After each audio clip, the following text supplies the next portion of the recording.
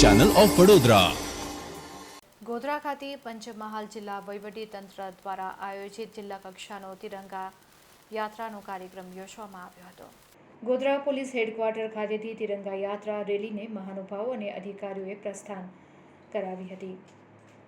ભવ્ય તિરંગા યાત્રા ગોધરાના વિવિધ વિસ્તારોમાં થઈ રામસાગર તળાવ હોડી ચકલા ખાતે પહોંચ્યા બાદ સમાપન કરવામાં આવ્યું હતું। દેશદાસની ભાવના સાથે તિરંગા યાત્રામાં ગોધરાના શહેરીજનો ઉત્સાહભેર જોડાતા ગોધરા શહેર દેશભક્તિમય માહોલના રંગે રંગાયેલું જોવા મળ્યું હતું। લઘુમતી વિસ્તારમાં અગ્રણીઓ દ્વારા તિરંગા યાત્રાનું ઉષ્માભેર સ્વાગત કરાયું હતું। નાના બાળકો મહિલાઓ પણ પોતાના વિસ્તારમાં રાષ્ટ્રધ્વજ સાથે તિરંગા યાત્રા નિહાળવા ઉમટી પડ્યા હતા।